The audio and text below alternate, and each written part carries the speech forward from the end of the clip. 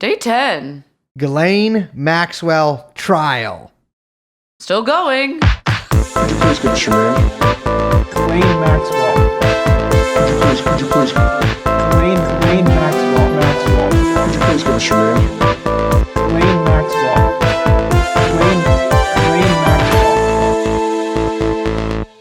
Hello, everyone. Greetings. Happy Friday. Happy Friday to Happy you, Friday. yourself, and myself. I know all you podcast listeners out there are the steel mill whistle just whistled, and you and your hard-hatted compatriots are going to go off and hang out in the tavern until your wives come in and drag you out by the ears and force you to listen to a podcast. So from us to you, get ready for Saturday. Before you do that, though, Uh-huh. I need to say something. Oh, great. Yeah. My name is Liz. My name is Brace Belden. We are, of course, joined here by producer Young Chomsky. And the podcast we're legally required to inform you, is called TrueAnon. Yeah, we're learning a lot about the law. I gotta say, people asking us who we're with Yeah. at the courthouse, Mm-hmm. the whole mask thing, trying to say TrueAnon, really does not get through to people. Yeah. It's a mush mouth thing. They're like, Well, that's because when you QAnon. say it, you're like, TrueAnon. yeah. It's like, hey, who are you with? They're like, hey, who are you with? And you're like, TrueAnon. Yeah. I've just been telling people I'm with the police.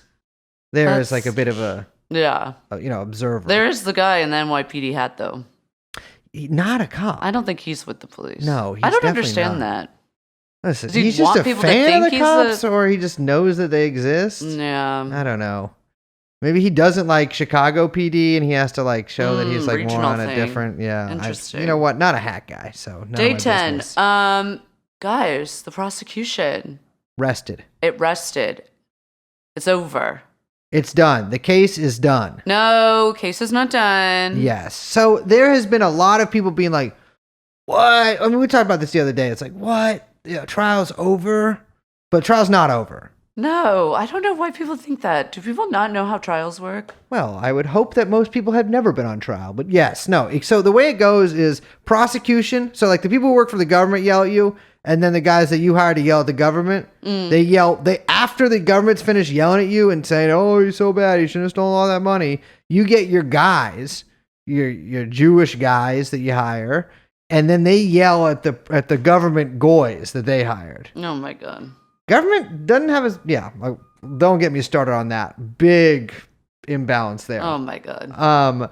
And then you make some closing arguments, and then the jury, they decide whether to convict you just because you borrowed a little money from some people who might have given you it. Yeah, so today the prosecution rested their case. They finished up their case. They went through their final witnesses, who were all cross-examined by the defense. And they said, okay, we rest, and the defense will start their case next week. But before we get into the details of what we witnessed, the witnesses witnessing today, a couple little points I want to mention. Mention them. One, we found out something shocking today. I was floored. Cafe Lorenzo, the chef at Cafe Lorenzo, is not named Lorenzo. He is, in fact, named Steve. No, well, it's not only that, Liz. So, all right, not to debunk you a little bit here. We already found out the chef is he's not Lorenzo at all, and he quit. The owner of Cafe Lorenzo. Excuse me, you're right, I misspoke. Who we were previously led to believe was the Lorenzo himself. Yes. Is a Steve. Yeah, he's named Steve, but he named it Cafe Lorenzo, which I think is false advertising. Absolutely false advertising. Not feeling great about this guy anymore. No. They did put up some Christmas decorations, though. Yes. That was very cute. Notably absent when the trial Basically first started, when there was stickers. another holiday going on, but I guess who cares about that? Anyway. Another little beat that I want to mention. Bobby Sternheim. We've seen her now in the flesh, Yeah. walking about the halls. Yeah. Very confident stride. I would say it's a stride. Oh, yeah. She moves, man. Yeah. Oh, she's moving and grooving. Everything about Bobby Sternheim makes sense. Like the puzzle all fits together right there. So I was previously under the impression that she had kind of like a white platinum, very ashy blonde. Again, circa, very similar, again, Emily Weiss, Into the Gloss. Everyone knows what I'm talking about. Yeah. No, it's purple. She has purple hair. Yeah. Oh, Ghislaine Maxwell's lawyer has purple hair. I knew this already, but that's also because I can detect a woman with purple hair from a million miles away because those are the women most likely to yell at me about something. Oh my God. She doesn't have that kind of purple hair. I want to be clear about that. It's like a silver purple. Yeah, it's like an older lady purple rather than like this is my sexuality purple. Yes. Also, cowboy boots. Yes, which she told us were Eastern boots today. She made a joke. Okay, It didn't friend of the land. pod, Marlon. Yeah. Ettinger. He takes one for the team because I was saying, hey, I think Bobby's wearing Western boots. And he goes, Yeah. hey, Bobby, question.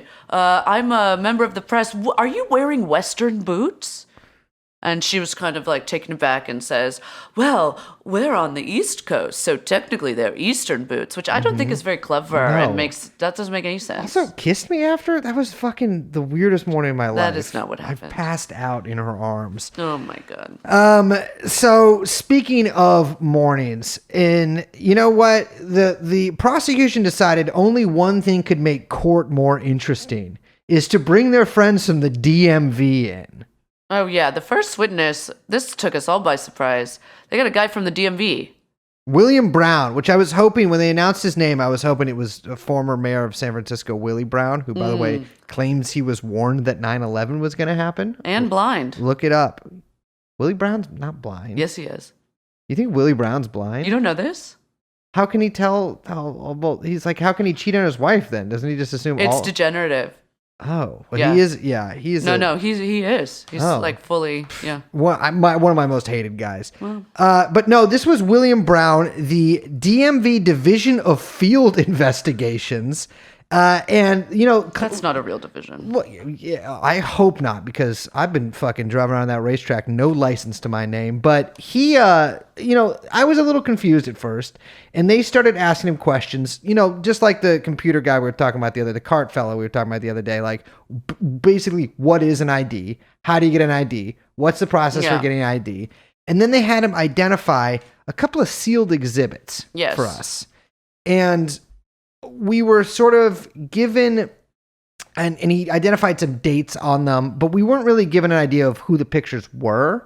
But Yeah, we couldn't see anything. he did give one important clue in that the birth date of the person, well, he was asked by the prosecution, if someone was born in 1985, how old would they be in 1996? And he said 11 years old. Yeah. And I was confused for a sec because I was like, "What?" I mean, Annie Farmer's set to testify. You know, we. Also, she has nothing to do with New York State. Yeah. I mean, aside from her brief visit here, it's like it doesn't seem like she ever got an ID or license here or anything. And then, of course, it has to be Jane number 2 and Jane number 1. In fact, So wait, when you say Jane number 2, can you go back and explain? Once again, like you know, my anger at the prosecution over not grilling Visosky about this when he purposely muddied the waters, you know, hand in hand with the defense. So Jane number 1, victim number 1, Yes. here, but I'm also calling her Jane number 1 because there's a Jane number 2 who is not victim number 2. If that makes sense. There is someone that we refer to as having the same name as Jane. Yes. But she is not a Jane Doe. So we shouldn't call her Jane number 2. We should just say someone who has the same name as Jane. Yes. Okay. Yeah. All right. Let's do that. So someone who has the same name as Jane. Boy, this sounds like a nursery rhyme or something. Who worked? I mean, like I said, kind of a tragic story, but you know, has been framed as an Epstein accomplice. I also think she was an Epstein victim as well. Said to have purchased her from. Well, I can't give away too many much identified information. But anyways, Jane, who has the person who shares the same name as Jane, the victim. Yes. Was born, the dates just don't match up, and the fact that the prosecution didn't get Visosky on this infuriated me. They did eventually kind of correct course with David Rogers, although in the recross examination. And so now they've brought in somebody to kind of like positively identify this, like this is not the same girl. Yeah, so basically, just to back up, so the defense was trying to muddy the waters by saying that the flight records that the prosecution say show that Jane, victim number one, flew to New York, to Palm Beach, when she was 14 years old in 1996. The defense was like, that only, in many of these cases, only her first name is written down. Yeah. And that first name that's also the first name of someone who worked for Epstein for a long time. And so there's no way to say whether or not it was the woman who worked for Epstein or Jane victim number one. Yes. Now, the prosecution seemed to be caught a little by surprise by that argument, which was... did not fill me with hope. Yeah, didn't feel great. Not a lot of confidence there. And so what they did was then they bring in this guy from the DMV who says, well, looking at this girl's application for an ID, you can see that she would have been 11 years old in 1996, so she could not have been working for Jeffrey Epstein at that point. Yes. Yeah, exactly. And so hopefully that puts that to bed once and for all. I think it does. Yeah. I mean, I'll be real with you. Could have brought that guy out right after Visosky. Well, that's the thing. They didn't have it. Yeah. They didn't I think don't of think it. they knew it. I think they totally got caught. Yeah, me too. Yeah, me too. caught sleeping. Which is, number one rule both in the court and on the courts. Don't get caught slipping. Yeah. Okay, so like we said, Annie Farmer, victim number 4, God damn it. We keep doing this. Victim number 2. Yes. Yes. She testified, but the 4th, whatever. She went last. Okay, but she's victim number 2 in the indictment. She testified today. Yes. It was fantastic. Yeah, she did a really sort of I don't know if this sounds appropriate to say, but incredible job. Yeah, in her unflappable. testimony. One of the least flappable women I've ever seen. No flapping whatsoever. I will say, so there has been some controversy with 2 victims, sort of in leading up to this trial and during this trial. That was victim number 3, who we talked about before, the Kate, the British woman, yes. who it was decided that it might not have been technically illegal what happened to her, at least what is detailed in the indictment happened to her, may not have been precisely illegal, but she was still allowed to testify with some caveats brought forth by the judge, and then more that will be brought forth before the jury gets to jurying.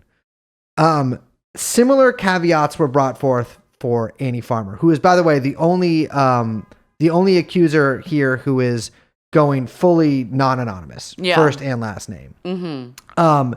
Basically, they said it was limiting instructions. The judge alerted the jury that the alleged physical contact was not illegal activity, and that got charged in the indictment, right? And so basically, she's still allowed to testify because this adds some pretty important color to the charges, and this does kind of corroborate the actual charges against Ghislaine Maxwell. With Annie Farmer, I think she's only included one of the conspiracy counts.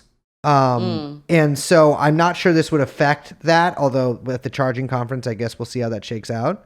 But she was still obviously allowed to testify, and there was corroborating witnesses, and I gotta say, overall, really effective. So, I mean, to be real, like we said, if from the jury's point of view, even though they're being told all this stuff, this is like really heavy kind of corroboration that gives a lot of context for how Ghislaine and Epstein operated.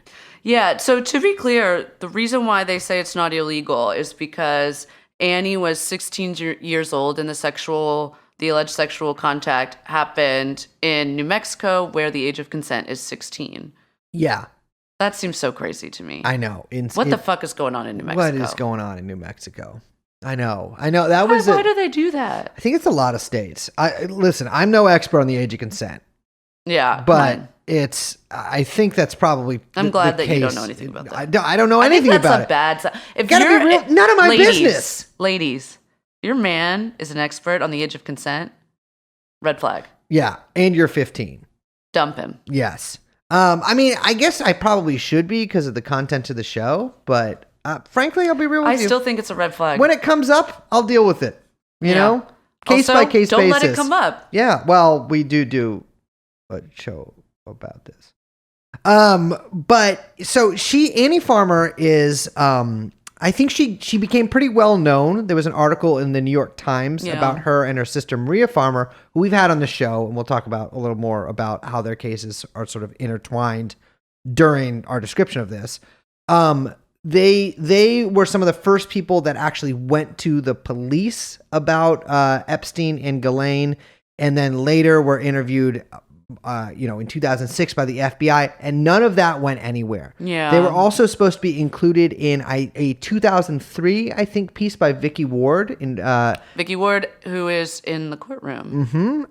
And that was excised from the piece by Graydon Carter, who has come up with the most insane reasons why he took it out, other than the most obvious one is that he didn't want to get in trouble or get a guy who's in his friends group or whatever in any sort of problems. And the fact is, Vicky knew Ghislaine, so both of them have these sort of reasons. And remember that that piece that was recovered from Ghislaine's computer, that was the press puff piece about her and Jeffrey's relationship, was originally written and sent to Vicky Ward. Exactly. And so all of that kind of culminates in, I guess, today. She's on the stand and facing down Ghislaine, and I think she says very bluntly that she's doing this so that Ghislaine kind of gets to face the music. Gets the justice that she deserves. Absolutely. So she is 42 years old, and she has a PhD in educational psychology and works as a therapist. So both of those seem like really good things for somebody who's going to testify to have. Because, like Liz was saying, unflappable. Yeah, she was cool as a cucumber and very consistent. I mean, it was, we talked about how, for example, Carolyn's testimony, and again, this is typical of, when there's a huge gap in time. Yeah. There's going to be discrepancies in stories. Exactly. It's just, this is how it works. But I have to say, Annie is incredibly consistent in every single time she's spoken about what happened to her as a kid, from the time that she's ever said something through now, which is basically 25 years. It's exactly because for instance, Jane's case. I mean, it started in the 90s, right? And that is a huge gap. And if you're interviewed sort of intermittently about this by the government, or even if you're interviewed once and then a couple years later, you've got more time to think about it, more memories come up, your story's naturally going to change too. And also the thing is, Annie's abuse sort of took place over two very distinct not time periods, but it basically two incidents. Yeah. And that would also stick out more in her mind because both of those took place away from home. Right? Yeah. One in New York City and one in New Mexico. Yeah. So the first one is she was basically invited to come visit her sister Maria, who was working for Jeffrey Epstein at the time. Yes. And if you want the full backstory on that, we did a pretty extensive interview with Maria Farmer that talks about a lot of the background of this and her experience with Epstein, because she was also a victim of Jeffrey Epstein and Ghislaine Maxwell. That is, I will, I guess, post this underneath that. Yeah. So she was invited by, basically, from what it sounded like, Epstein was saying, oh, come out here and visit your sister. I'm buying her, basically paying for you to come visit her as a gift for your sister. Yeah. And so she comes over their high school Christmas break. Mm-hmm. She goes and stays with Maria in her apartment for about a week. Yeah. And one of the things that they do is they go to a bunch of shows together. Yes. Blue Man Group came up, which was a nice little, nod to it. Yeah. You can picture the time period. Well, Blue Man Group still play. I went to a goddamn friend of the pod. Well, I went to visit a former guest on the podcast, Moss Robeson, at his place of work, and I passed by Blue Man Group. Really? Yes, it's still going. Oh my god. Yeah, I can't give any more details besides that because That's I don't want to say weird. where it works. But I never got it. So they just are blue? yeah, and they're men, and then What in do a they group do? well, they're in a group, you know. But what do they do? But Do they sing? It's a guy thing. You wouldn't get it. Oh my god. Okay. But yeah, Maria's 9 years older than Annie, and she's working for Epstein essentially at this time. Yeah, they go see Phantom of the Opera, just the two of them. Yes. But their interaction with Epstein was they went to, Epstein invites them to the townhouse, and Annie, remarks that she's never been in such a large, incredible place. Yeah. She says it's, full of fairly nice things, and there's all this beautiful furniture. He starts asking her about her, talking to her in that Epstein way of so what are your plans for high school? Maybe I can help you with college. He's always trying to kind of say that he can, help students make connections. Yes. Yeah. Blah, blah, blah. And He's a big believer in education. Yes, for the second half of this story. It sounds like they have some champagne, perhaps. Then they go to the movies. Yeah. Which I think I don't know. I think there's something really weird about Epstein always taking these kids to movies. So that's actually something that I wasn't really, I guess I didn't grasp the scope of as much before this trial started. He went to the movies a lot. At one point, I think it was Carolyn said he went to the movies almost every night that he was in Palm Beach. He went to the movies. I think it was Jane. Or maybe Jane that said it. But yeah, he went to the movies very frequently. All the time. Yeah. It's weird. Is that a rich person thing? They don't know what else to do? They are expensive. I don't know. No, it's I love movies and I love movie theaters. Yeah. But the last time I went to the movies was, you're not a movie person. I'm not I know. A movie guy. Anyway, so they go to the movies. So Maria's sitting there. Jeffrey Epstein is in the middle. Yeah. And Annie's on the other side of Epstein. And so what Epstein does during this, and this might sound strange because it sounds sort of so small, but I can so picture this happening. And I've known so many people who've been in similar situations, and I've also kind of been in weird situations like this too.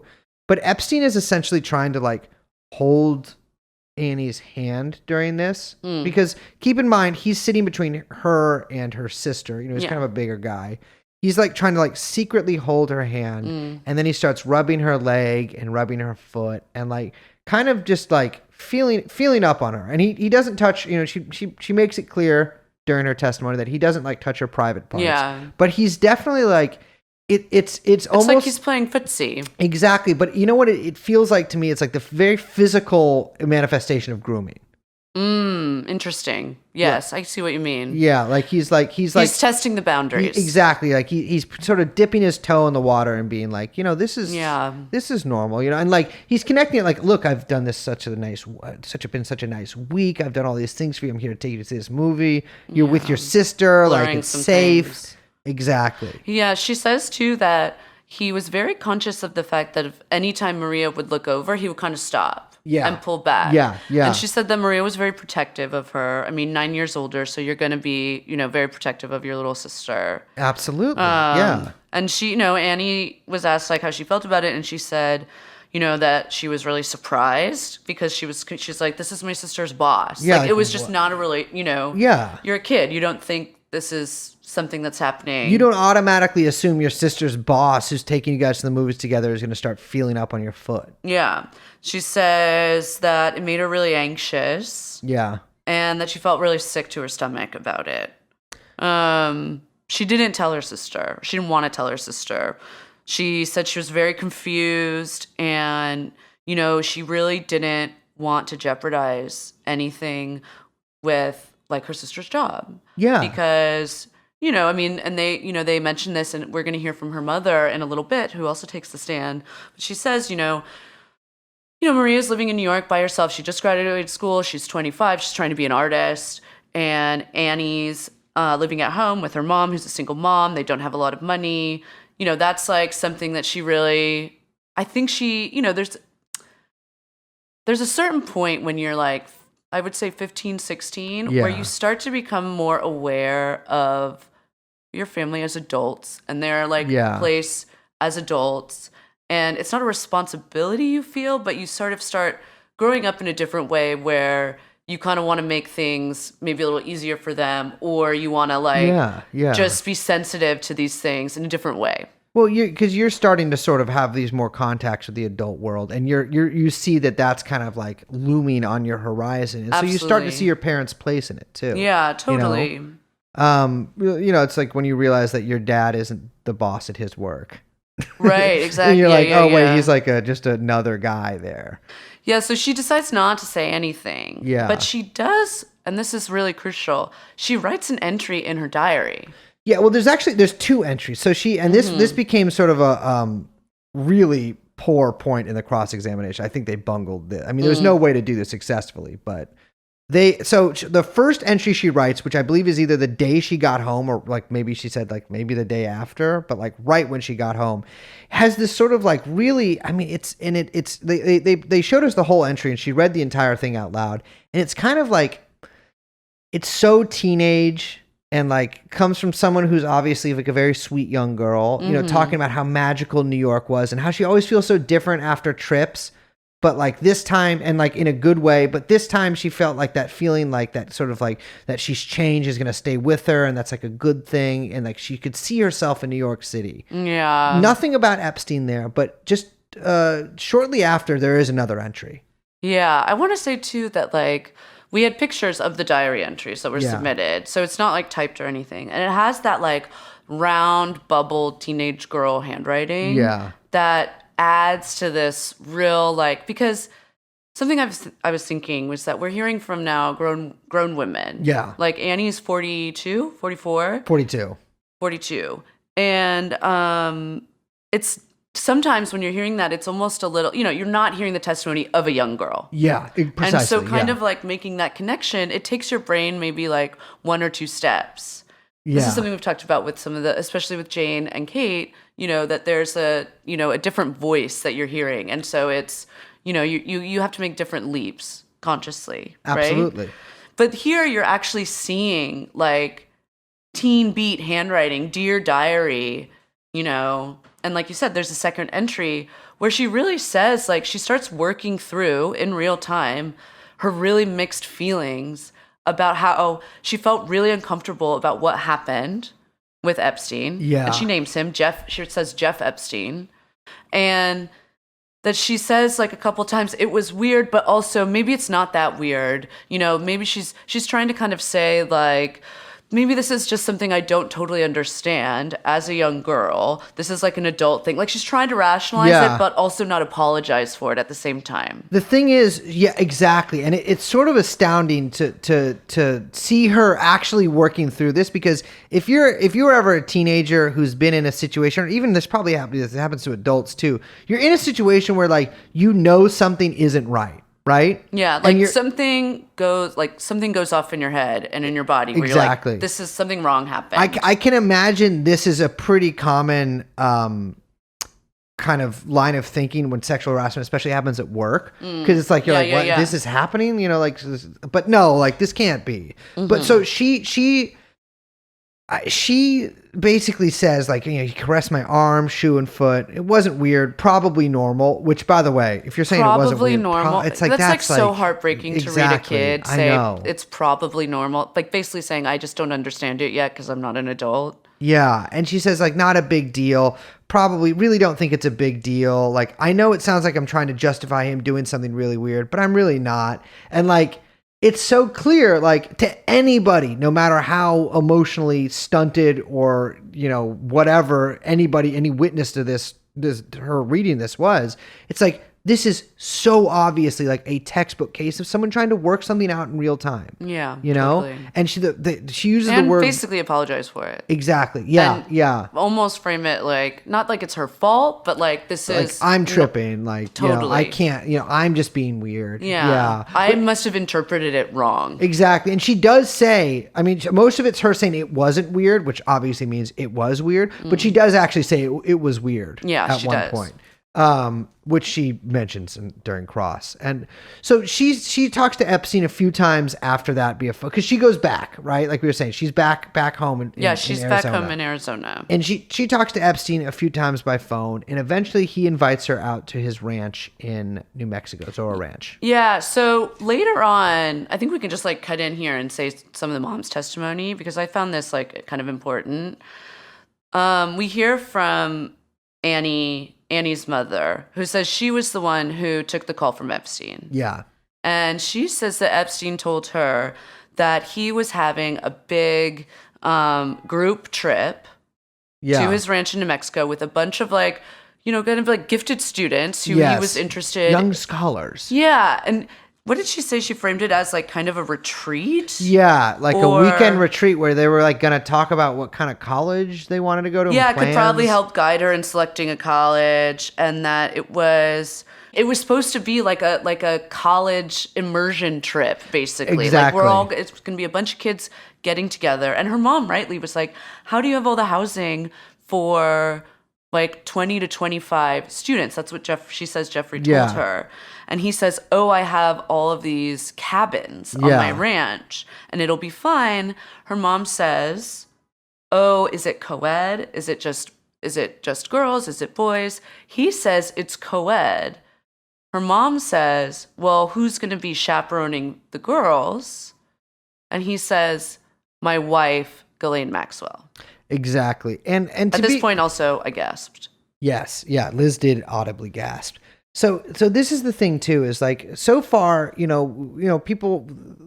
mothers have they have sort of featured heavily in this. Yeah. This is obviously the first mother to testify.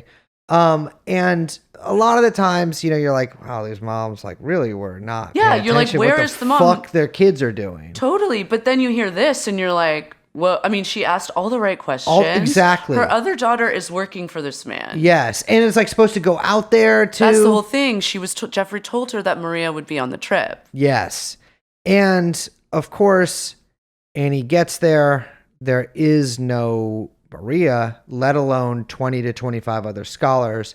It is her, Jeffrey Epstein, and she's introduced to Ghislaine Maxwell. So Ghislaine Maxwell is not there in New York, but she meets Ghislaine Maxwell here on the ranch. And she's just there for a weekend. And sounds like, honestly, a terrifying, I think she literally calls it a terrifying experience. Yeah. She says that, she gets there, she quickly realizes she's the only one. And I think that's when she begins to feel really scared, understandably. Yeah. She says that, she meets Ghislaine and she finds her she says she's very like beautiful and seems interested in her, and that she keeps she says she brought all these note cards with her with notes from a paper she was writing on British authors. And she, Ghislaine is British. And so she keeps kind of like referring back to these note cards, trying to get to talk to her about this paper. Like she keeps basically, oh my God, this poor girl, like trying to like bring it back home to like school and college and, what can I get from these people about college applications? And maybe they'll help me, whatever. She says that she gets a tour of the property. She says it's a very large property. They take her into town at one point. Health food store. Yeah, they go to a natural food store where Ghislaine buys her some sort of hair lightening henna product. Yes. Which also felt very of the time. Yeah. This was the first Erewhon location. Yeah. And then she says they take her to a store to buy cowboy boots. So these cowboy boots become somewhat, I guess I get it. From one perspective, how heavily they featured into a lot of the following testimony.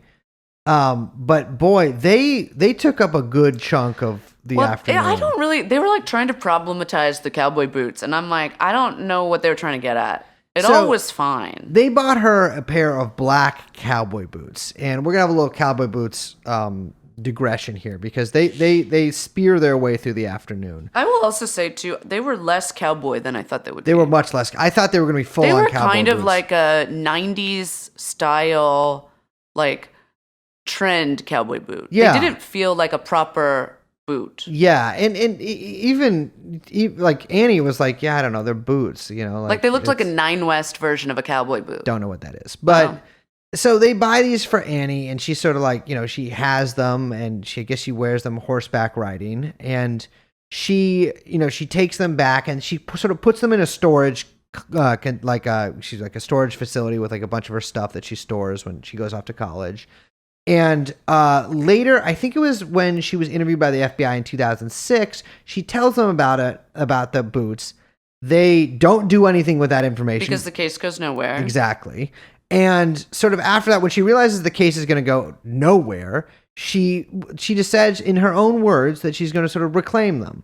And Yeah, which is not surprising in any... no. I mean, especially, look, she's a therapist. Mm-hmm. She says that she works with lots of different clients, but some of them are also like clients who have suffered sexual trauma. Traumatized kids too. Yeah. Yeah.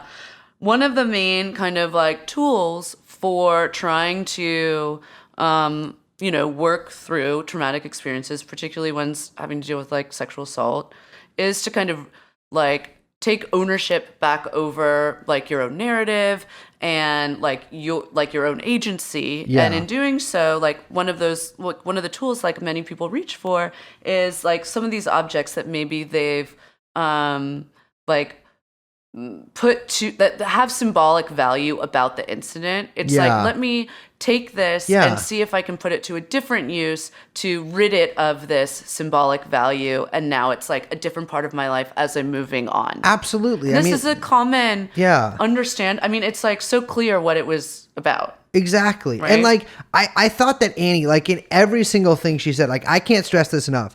She was, especially in the face of cross-examination, so clear and like, Yeah. really like, even kind of when her voice faltered a little bit, like confident in what she was saying. Absolutely. Right? Like Yeah. she was, I mean, she honestly seems like a good therapist.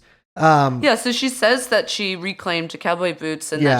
that she started wearing them Yeah. when she moved to Texas. And it was like her way of now taking this part of her life that was really traumatic, this incident, Yeah. and, moving forward with it. Yeah. As exactly. just part of her story. And now it also has a new part, to her story. Exactly. Yeah. Yeah. These cowboy boots were brought out Yeah. by the defense team, by Laura Menager, who, Like brown Safeway bag. yeah, literally just in a crumpled brown bag.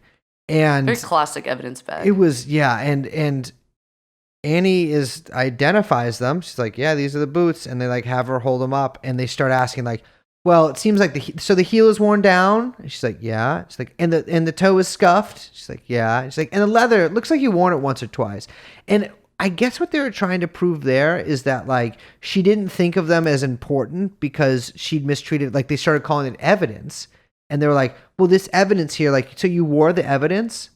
Well, I think it's both. I think it's like they're trying to say like, because again, they're trying to muddy it up anyway. Absolutely. Yeah. So they're saying like, oh, so this thing that you considered evidence, like you didn't keep safe in case the FBI ever wanted it. Yeah. You didn't give it to the FBI, even though we know the FBI didn't ask for it. And we know the case didn't go anywhere. Exactly. And also, you put them on because they're special to you and actually you liked it. Yeah. And so you liked wearing the boots that he bought you, which means that you couldn't have had a bad time. Exactly. It's like all those at once. Yeah, yeah. It's like, well, if you hate Ghislaine Maxwell so much, then how come you have how come you wore the boots that she purchased for you? And the thing is, that fell flat. I mean, it seemed didn't like work. such a dead end line of Yeah. questioning. At least they didn't make her put them on. Exactly. And she's like, you went dancing in these boots? She's like, yeah, I went two-step. Like, So we should talk about what happened to her. absolutely, yeah. And so, again, she's there for a weekend, and during this weekend, there are two incidents that are basically pertain to to the indictment here. Yeah. So after Epstein and Ghislaine buy her the boots, they go to a movie. Yes. Again, the movie thing. Yeah. Very weird. It feels like part of the ritual of all this. It really Which is very really strange. does, and especially the way. Well, I mean, talk about the seating arrangement here. Yeah, so she says that, Ghislaine is sitting there, then Epstein, and then Annie. Yeah. She makes an interesting observation before they get into the movie theater, which she says that Ghislaine and Jeffrey were like playing with each other in like Yeah. kind of a roughhousing, like childlike way. This is not the first time that we've heard this. Yeah. She says that Ghislaine was trying to like pull his pants down, like in Yeah. a pantsing way. Like She like said that. Yeah. prank He was like, way. yeah. And It's very weird. well, dynamic. to me, that evoked like they were basically trying to make themselves sort of childlike in this way. They're like, all the same. we're all the same here, and like also this like physical touch that we're doing, Right. Taking each other's pants off, really messing with each other like that. That's normal and that's fine, Totally. and we're two adults. And like, you know, the thing is, like Annie was saying that when she saw Ghislaine was there, she was a lot less worried because she's like, well, this is Jeffrey Epstein's like wife or girlfriend or whatever. Like, yeah, so I feel fine. I feel fine. And this is Ghislaine and Epstein, you know, blurring sort of, the boundaries. exactly showing her sort of this type of touch that they really want to inspire, or not inspire, but like entice her to take. Yeah. So very similar chain of events occurs where they're in the movie theater. We're back in the movie theater, and Jeffrey's in the middle, and Jeffrey starts grabbing at Annie's hand and holding it, and she says caress.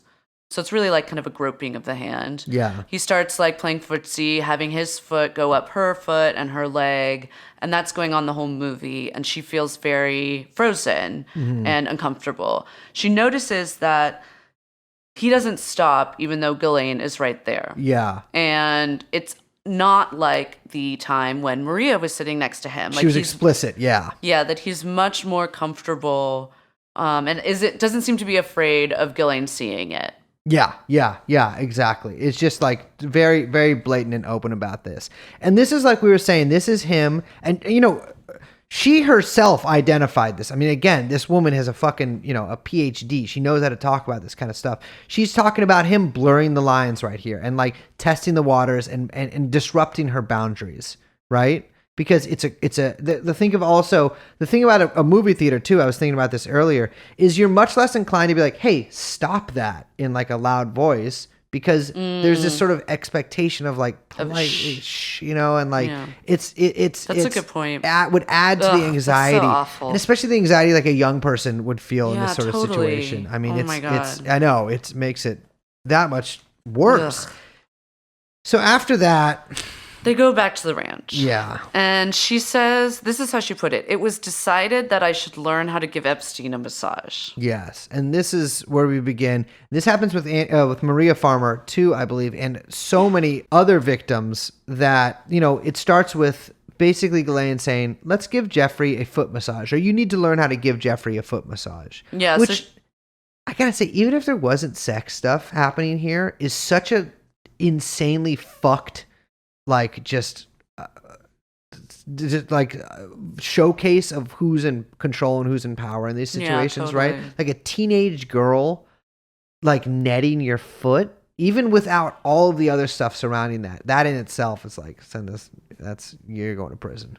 Yeah, so she says that Ghislaine starts showing her how to rub his feet, and that Epstein is kind of making like groaning noises. Yeah, which Just a horrible image. She says, I felt very uncomfortable. I wanted it to stop. I just wanted it to be over as quickly as it could. And then Ghislaine asks her if she's ever had a professional massage. yeah. And Annie's like, no, I'm 16. Like, Yeah. why would that happen? And Ghislaine is like, oh my God, you would love it. It's the most incredible experience, which is also just a very bizarre way to talk about just a massage, Yeah, by the it's way. just, I That's don't not a know. normal thing to say. I had I mean, massages before. real ones, not sexualized ones, Yeah. are good. I don't They're- think I would like be like to a teenager. I would be like, oh my God. Yeah, the experience you must Also, have. if you're a teenage, like if you're, you don't need a massage as a fucking teenager unless you're like in the high school football. That sounds Yeah. weird, but you know what I mean. Like unless But you have yeah, like yeah, yeah. sports injuries and Yeah, shit. sure, Yeah. totally. So Ghislaine is like, no, I'm going to give you a massage. You have to experience this. She sets up a table in the room that Annie is staying in. And Ghislaine tells her to undress. Annie says she gets naked. Then she's like, Ghislaine is rubbing her back. She's under the sheet. And at a certain point, Again, this is all so familiar, whether it's Yeah. Epstein or Ghislaine telling Yeah. it and giving the instructions. At one point, she says, "Okay, turn over," and Annie does. Like, she gets on her back, and the sheet is pulled down, so her breasts are totally exposed. And she says Ghislaine starts rubbing her chest and her upper breast. Yes. Yeah. And so Ghislaine sort of like gives her this massage, and she doesn't, to be clear, and this was made clear in court too. Like, she doesn't touch her crotch, No. or her, like, different parts of her breast, but her upper breast and her chest. And it's like, but this entire time, Annie is saying, she's like, what the fuck is going on? Like, Yeah. I'm naked with this woman. She's like rubbing my breasts. Like, she's obviously like, she's freaking out right now. Yeah, she also says that she had a sense that the door was open. Yes. And she felt like, she didn't know, but she felt like Epstein was watching her. Yes. And I'm sorry, but like, you go with your instinct on that. You know 100%. I think that you just like know it in your bones. 100%. That's the thing. That's not admissible in court. I understand that.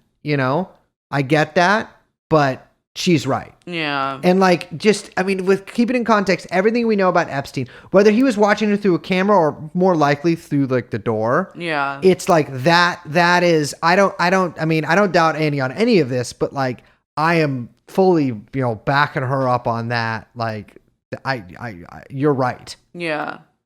She says that, in the morning, she's in the bed in the room that she's staying in. Yeah. And Epstein kind of like, she says bounds in. Yeah. God, I can Again, just it's picture just this. horrible, like, child. And he like jumps in the bed and basically is like, wants to cuddle with her. He said, I want to snuggle. Yes. I want which to is, snuggle. that is, Oof. it's disgusting, right? I mean, this is a fully grown man jumping into bed with a teenager he has lured to his ranch to snuggle. And the thing is too, like, so what he does is, he's basically, she describes, he spoons her essentially. Yeah. Like tightly sort of hugs her. And again, she doesn't describe him as like feeling up on her breast really. But like pressing his body up on her. Yes. Which is also like, that is a physical imposition of your like physical boundaries. 100%. But also he sort of bear hugs her, like he puts it, she sort of demonstrates, he puts his arms around her chest.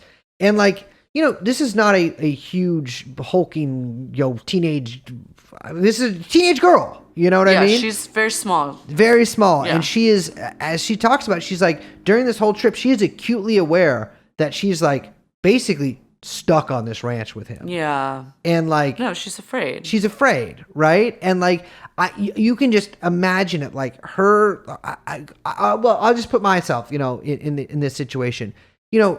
She sort of hopes this guy will pay for her college. Her only other idea is student loans, as her mom says. Like, it's her sister's boss, which seems really important to her, which understandably so. Yeah. You're thinking there, it's like, I don't want this. I want to take even if there's a 1% chance this is normal, I want to believe in that 1% chance. Totally. And I don't want to mess anything up for my family or like my mom, my sister, anybody. Yeah. I don't want to make trouble. Because you're a teenager and you don't know. I think at that point, you're kind of aware that like sometimes the consequences of stuff that could be that way worse than you could ever imagine. A lot of the times they wouldn't be, but you don't know, right? You don't have enough experience. Also, like, this has just popped in my head, but like, recalling her diary entry, like when she says about New York, like, oh, I could see myself here. I finally feel like this is a place where I can be myself. So she's thinking like, okay, I don't want to be in Arizona, right? I've been to the theater. I've seen New York. This is this whole new life. Like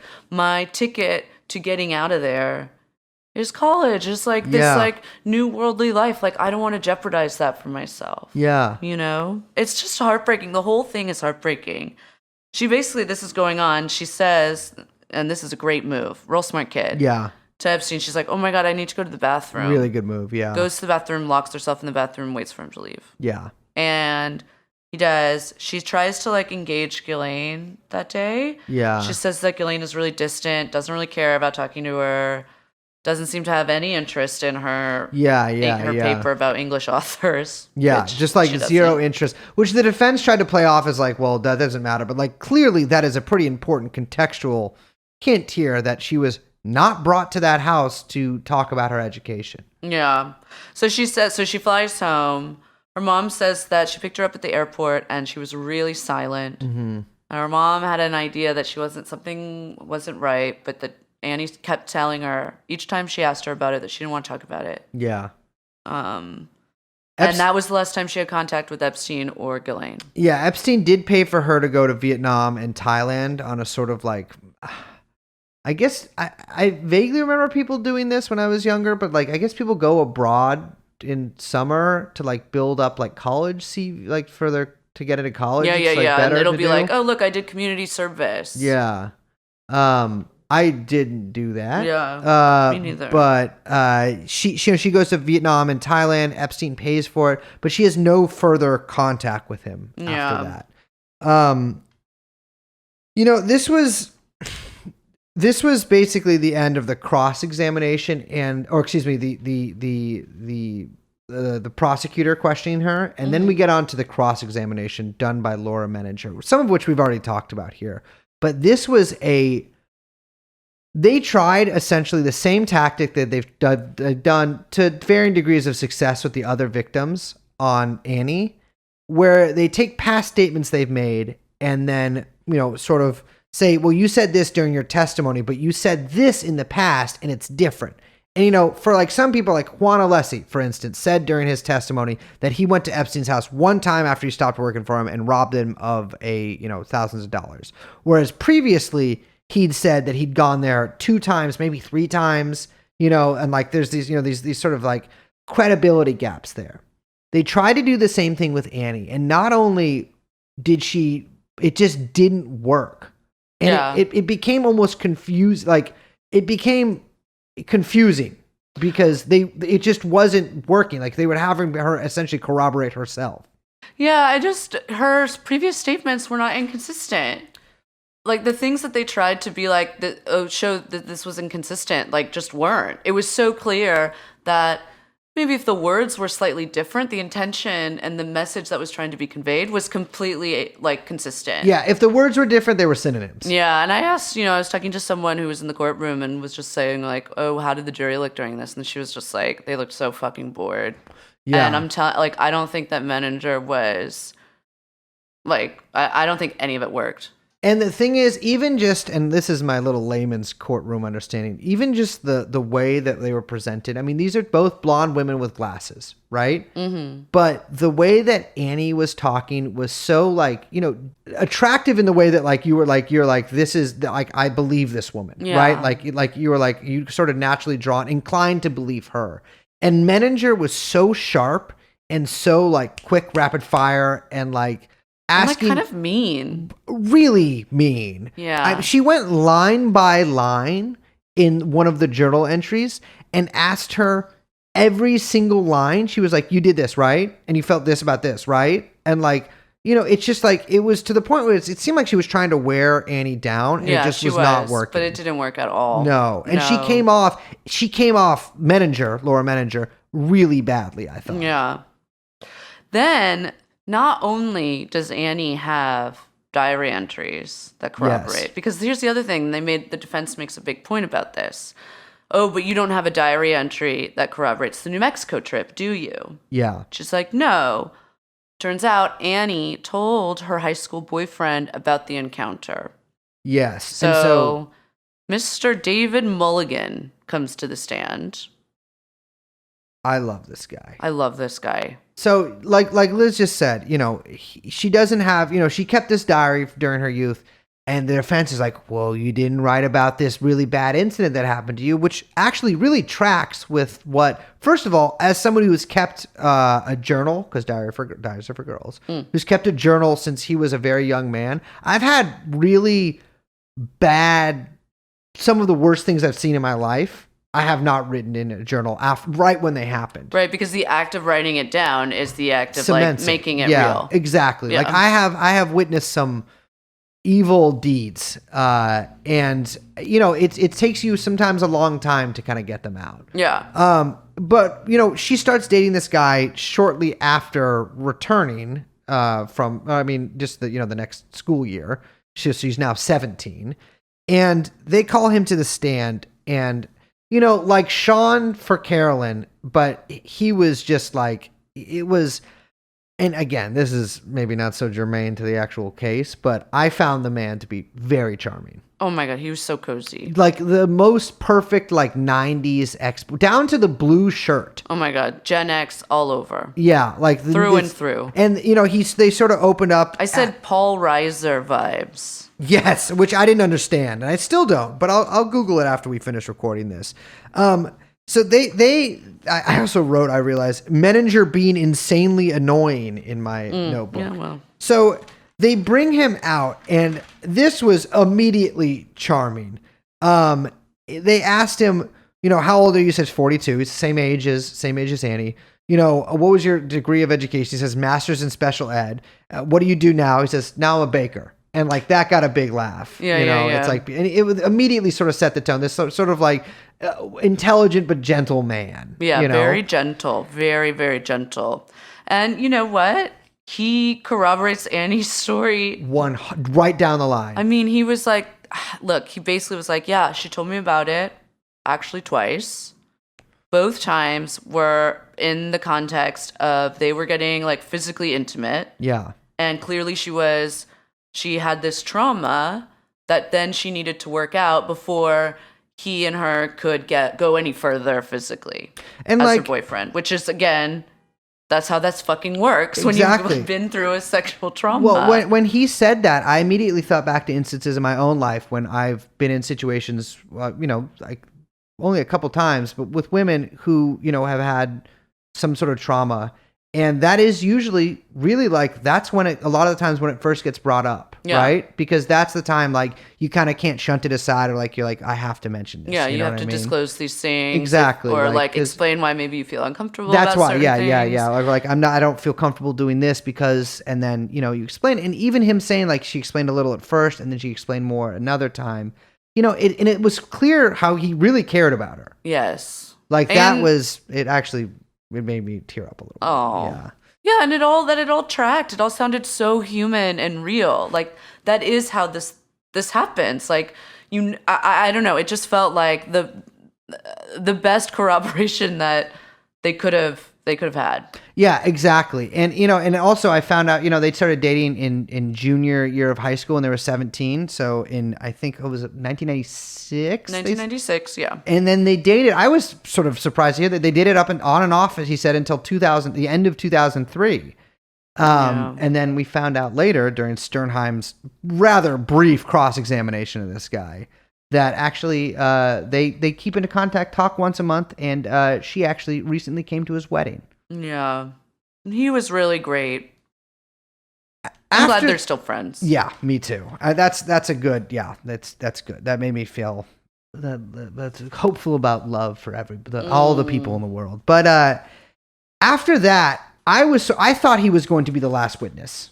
That's sort of what, I don't know, just kind of the scuttlebutt around. It was like, that was kind of the only known other witness was like maybe going to be her ex-boyfriend. Well, no, I called it. Yes.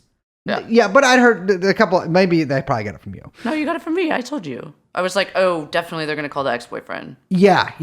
No, but I'd heard there would be one other witness maybe but Liz was the one who said ex-boyfriend. They called her mom to the stand. Yeah, we mentioned that. Yeah, and that was really nice, too. Yeah, and same sort of deal, like all down the line corroboration. Yeah. So it was like a really solid day for the prosecution, and then boom, the prosecution rests. Yes, and so, we've been talking about this kind of since we found out about it, and it every time it's described in court, it does seem like the judge is like, well, they shaved some witness. Like, it's like the resting may be slightly before they were originally going to. Yes. But the prosecution, there was already going to, like we said, Monday through Wednesday. Next week, the court is in recess because Allison Nathan has like something to do. Yes. Probably has to do with Chuck Schumer and her getting promoted. Yeah. So court resumes next Thursday and Friday. The defense is presenting its case. Now, Yeah. it said today that it anticipates the 16th, the 17th, and into the 20th, Yeah. which means 2 days and some change for the defense case, which I was like, what? Me too. They said 4 weeks. They said, all right, so there has been a lot of confusion throughout how long this case was supposed to take. Originally, and I have the documents to prove it. Originally, it was decided that this was probably going to be between both the prosecution and defense, kind of like, talked about a 6-week case. That is not the case. That's especially, what they told the jury. Yeah. That's what they told the jury. Though they up to 6 weeks, but that, that's a while. However, don't even riddle me this. There's no riddle here. There's a riddle here, but I'm not asking you one. The actual, the rest of the case is, all right, so there's 2 days of trial next week, and then 3 days the next week, and then if it goes into the week after that, only 3 days. So there's only 8 more days left of trial this month. Yeah. So I'm just looking at the calendar. Okay, so this is what Bobby said. Bobby was like, she was like, Alice and Nathan was like, how long do you anticipate? They're trying to figure out when to do the charging conference. Yeah. Which is when they actually file the charges. They're all agreed upon for the formal things that goes to the jury, that what the jury has to line by line decide on. And that needs to get done before the defense rests. Yes. Okay. So Bobby was like 16th and 17th and into the 20th. And so Alice and Nathan goes, so closing arguments on the 21st? And Bobby's like, well, we know that the prosecution wants to present a rebuttal. Mm-hmm. And then the prosecution very quickly is like, well, it's only one witness we're anticipating, so we could probably definitely do the 21st. Yeah, I've seen this submission about another expert witness, and so I actually haven't really even had time to look at it, but I'll be looking into that guy. But yeah, so I think that's really the only that seems to track. Yeah. So here's the thing. The prosecution wants to wrap this up before Christmas because if you're the prosecution, you want the jury to feel some pressure to come to a verdict so they don't have to come back after the fucking holiday, because no one wants to do that. Yeah. And Bobby rightly is wants to extend so that the jury doesn't feel pressure to wrap up and convict really quickly or come to an agreement really quickly, because remember, it has to be unanimous. Yeah. And the holiday puts, an added pressure on that. Yeah, exactly. And so it's in the defense's best interest to extend their case. The thing is, they might not have anything. Now they do seem to be a little worried about witnesses flying and stuff. They were hemming and I think they were just they're hemming and hawing is what I'm saying. But they were just trying to make they're some both noise. I'm saying H&H, hem and haw. They are also now asking for anonymity for some of their witnesses, which is very funny. And the judge was like, "What?" Yeah. And the judge was basically like, why didn't you ask for this before? This is too late now. I am calling it now. No anonymity for the witnesses. So there's some of this bullshit, because there's been a lot of stuff that's been entered under seal. Let me see the docs. Yeah. You know what I mean? Let me see the documents. So Look, no more anonymity for the victims. Yes. No anonymity for these whoever's coming up here for the defense. I'm going to say this. If we've got closing arguments on the 21st, if we actually get closing arguments on the 21st, we are going to get a verdict on the 22nd.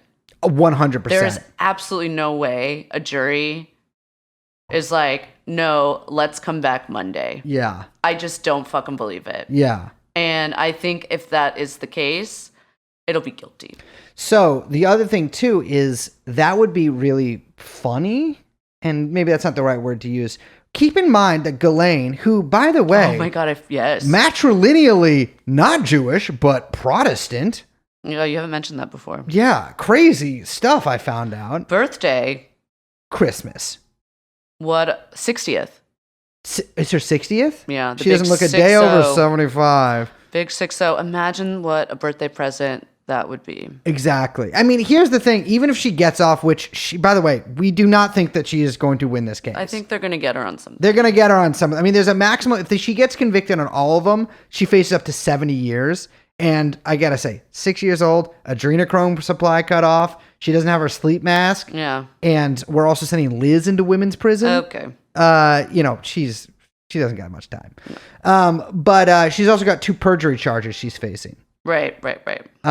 So we will see on that. I mean, I have a feeling that you are correct. But who knows if the defense is like, oh, we found all this other stuff to talk about. We can't do closing arguments until the 22nd. Mm-hmm.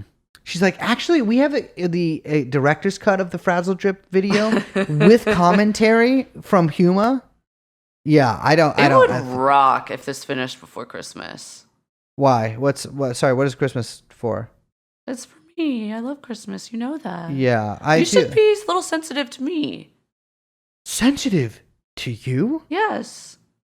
For 8 crazy nights, I was in this trial. You think that I also listen? I don't want to get into this. So it's Friday. Let's go. It's Friday. Okay. We will be back. We'll be back on Thursday. We'll be back on. Well, we'll be back before then. But no.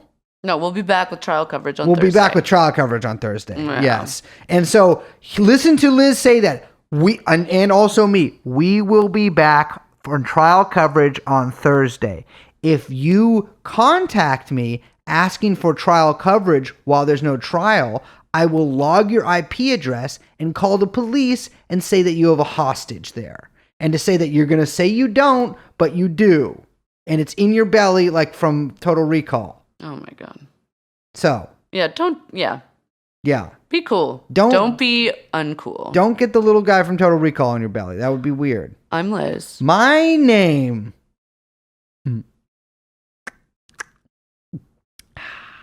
is Brace.